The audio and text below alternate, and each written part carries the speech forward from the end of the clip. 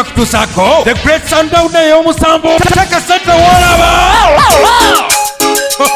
okuva nga 27 Novemba paka nga 3 December ye wiki namba ey'Omukenkufu Nyanzi Julius ekyuma kiwagala kyuma nga tutendeka mu EQUATORIAL hall rooftop jangwaike ku bya tekinologiya ne science ennima ey'omulembe okugatako omutindo okutandikawo obukolero jangwaike okukola amafuta ga diesel okuva mu buto okukola pellets alisibwa ebyennyanja okulima ebimuli bya nitrate amatovu omwenyango okukamula butto mu kalitunsi okukola ebizigo okuva mu miyembe okukola sabuni mu vvu okukola toilet papers n'ebirala sasa tozokuba kyanga tutandika paka 12 ez'akawungezi gula tiketi ku mitwalo 10 ofunire kendo kwa z'amatovu omwenyango ne nitrate okubuukinga tiketi kuva ku noti 7 noti 3 152 katweyongereyo nga tulaba Sundowner project egenda okubeerayo ey'okukola sabbuuni omusomo omuntu yenna gw'atalina kusubwa era nga nkugambye titugenda kukozesa butto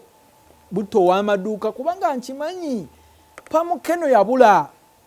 ekiddako kukola solution oba kufuna solution eyo nga tonnabayo kugikola oyinza okuba nga olina amasavu g'endiga oba nga olina amasavu g'ente gasaanuuse ogasaanuuse otya ofune kati ngenda kukozesa hot plate nze hot plate eno giteekeko oba olina sigiri tewali tabbu oyiwemu amazzi laundry soap eno method bagiyita nani chemical nga tetukozeseza chemical abantu abamu tugenda ne tunaaba sabbuuni anti nfe ebintu twabigwa kono sabbuuni ayoza ate gwe tunaabisa naye tumala omunaabisa n'atwokya togamba amazzi gansiiwa naye nga sabbuuni caustic oli yakwokya era abakyala abasinga n'engalo zikakanyala ne kati eno method gye tugenda okuyiga ne mu Sundowner era gy'osobola okujja ne ku prof bio research ne tukuyigiriza tekozesa chemicals n'olwekyo omala okuteekamu amazzi muno teekako akaseffuliya kati nze nina amasavu gange wano temumbuuza amasavu gaaki masavu weegali wano ngenda gayiwamu kungulu kwegamba eseffuliya erimu amazzi ogiteeka wansi ate amasavu n'ogateeka waggulu kati ebbugumu liri eriva mu mazzi bwe lifumba amazzi ago nga gana amasavu gasaanuuka kati n'amasavu nago osobola okugakolamu sabbuuni ate okwongera okugatereeza saponification value oba okulaba nga gakola ekyovu osobola gatabula ne butto wa bulijjo ekyo nakyo kiyitirivu ekiddako kya solution eri nani chemical solution eyo tugikola muki tugikola mu vvu tugikola mu munnyo ogwa bulijjo gwe tulya n'ekisula eno gye bayita nakyo caustic ono mulungi nnyo kubanga atayokya sabbuuni akoleddwa muno aba tayokya abantu olwa sabbuuni gwe mukoleyo wa chemical method nti amaana ayokya abantu kubanga leero omukola enkya n'omuteeka katale oba weetaaga omwezi mulamba sinakindi emyezi 2 olyoka omutwale katale naye nga bwobimanyi bintu by'amafaranga we twagala sente teeka SENTE WOLABA abantu baba baagala kufuna mangu n'olwekyo eno method mpya nnyo evumbuddwa Omukenkufu Nyanzi bajjajjaffe baagikozesanga nti evvu lino osobola okukozesa evvu ery'omukyoto oba osobola n'okufuna ebikola by'amapaapaali n'obyokya nga bikaze n'ofunamu ebisiriiza n'obisekula olumala n'okuŋŋunta evvu eryo erivaamu likola bulungi kati kyendiko wano kati ngenda kupima wano evvu lyange nkole solution ya nakyo etayokya abantu bino byonna tugenda biraba mu Sundowner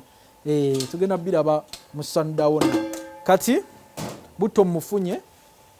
ekiddako kukola solution okulaba nti sabbuuni waffe ono ayoza abeera n'akawoowo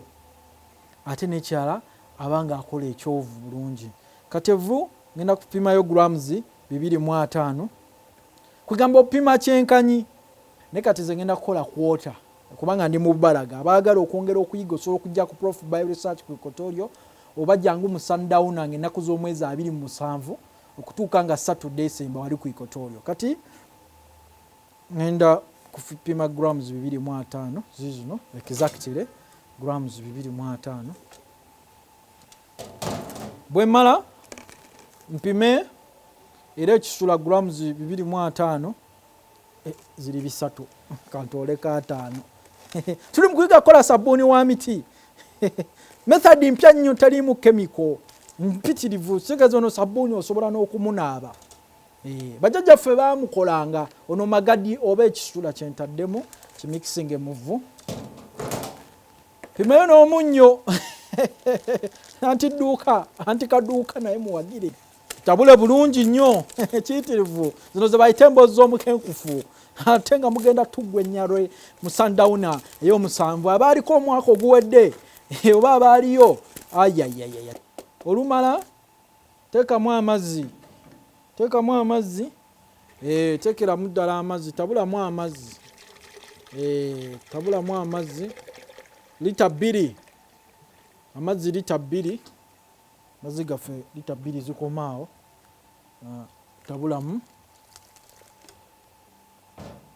tabula kologa dadi kologa mami. Bw'omala okutabula byotabudde eno solution ey'amagadi n'ekisula biteeke mu kadomola biwe mu kadomola bulungi nnyo. Omanyi kati bino biri alkali kati olumala okubamu obutuli wansi wano amazzi gano ne gatonya mpola mpola ne tufuna solution. Awo nga tumaze okukola solution yaffe ekiddako kugitabula na butto kamala okukebera ne ku masavu n'amasavu gasaanuuse. Amasavu nago gakoze eki gasaanuuse ate go gasaanuuse galina gafaananyemu nga pamukeno. Kati nga gwe omukozi wa sente osobola okusalawo n'okozesa amasavu oba n'okozesa butto oba n'ogatta byombi kiri gy'oli. Ne kati nze kankozeseeko kimu kankozeseeko butto. Kati ekiddako kupima butto jjukira amazzi tumaze ogakola kati butto tumwina amazzi gali aga solution agalukalayi oba bali bannaffe ge bayita aga caustic nejjukira bwe yakatwegattako sabuni ono gwe tukola ali non chemical. Kati olw'ekyo ngenda kupimako lita ya butto pima butto lita n'olwekyo nga tumaze okupima butto lita emu kyakulabirako tugenda kupima amazzi gaffe gali agavudde mu vvuuli magadi kisula gegano tulina mashini oba akapima bakayita trado hydrometer wano wakulu nnyo naawe akozesa caustic solution olina ogikozesa to concentration erina kubeera ku 1275 oteekamu wano ng'opima exactly jukira twapimye lita ya butto katugenda kupima half liter eya solution eno. Omukenkufu mubeerewo nnyo prof bio research kiyitirivu. Kati solution eno kati kyekiddako kugimikisinga mu butto tukole omuti gwa sabbuuni. Kati solution yaffe eno gye tukoze ya alkali obanga mu abakola sabbuuni abakozesa caustic yeno mpimya half liter jukira butto lita. Kati olukumala nga nkwata akajiiko kakala akateno white color mwagala nnyo ebyeru nga bwe mutendereza abazungu opimako grams 10 kabanga ka teaspoon noteeka mu caustic mwogiteeka kala bwogiteeka kala. Kati ekyo bwokimala kati obuloosa ku prof bio research oyinza okwagala akaloosa nga tonaabiiwa mu butto soka bitabula muno nebisaanuuka bulungi nnyo obitabula paka webikola gundi obuugi nabukola ekyo obuugi obwo mpola mpola buugi. Kati naawe ow'omulawo osobola okufuna omulawo gwo n'otabula naye ate ow'omulawo sabbuuni tavaamu bulungi bintu biba byajjuwa kali naye kati tabulamu paka bwokola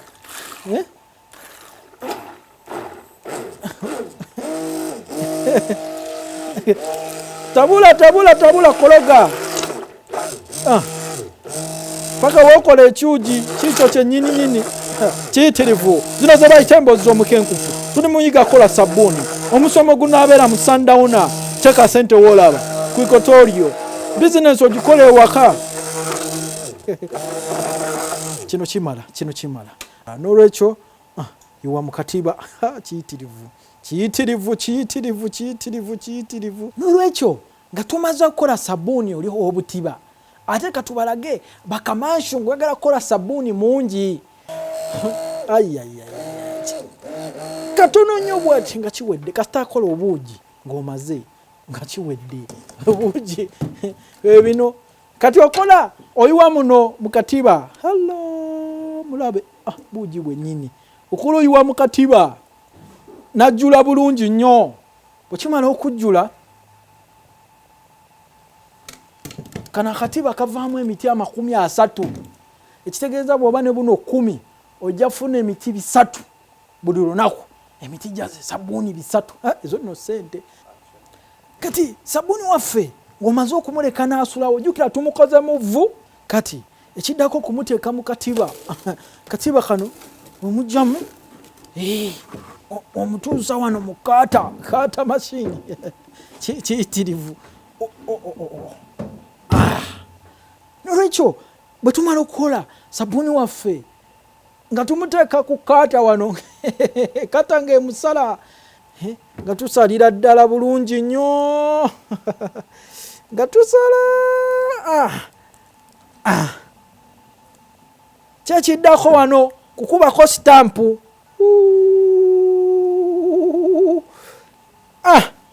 ebintu bwe bityo bwe bitambula ebintu mubirabye naye emboozi yonna ejja kuggwayo mu Sundowner oba ng'ozze ku Prof Bio Research wali ku EQUATORIAL oyongere okuyiga twongere tukuwagale nga bwe mbagambye nti ekyuma kiwagala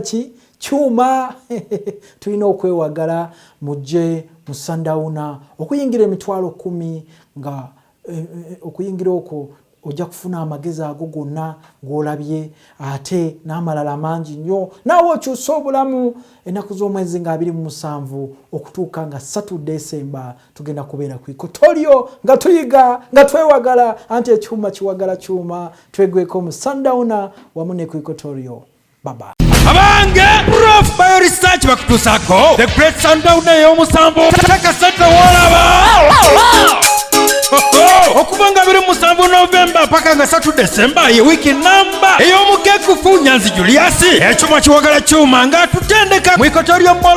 rooftop kyangwayike ku bya tekinologiya ne science ennima ey'omulembe okugatako omutindo okutandikawo obukolero kyangwayike okukola amafuta ga diesel okuva mu buto okukola pellets alisibwa ebyennyanja okulima ebimuli bya nitrose amatovu omwenyango okukamula butto mu kalituusi okukola ebizigo okuva mu miyembe okukola sabbuuni mu vvu okukola toilet papers n'ebirala sasa tozokuba kyanga tutandika paka 12 ez'akawungezi gula tiketi ku mitwalo 10 ofunireko endokwa z'amatovu omwenyango ne nitrose okubuukinga tiketi kuva ku noti 7 noti 3 152 152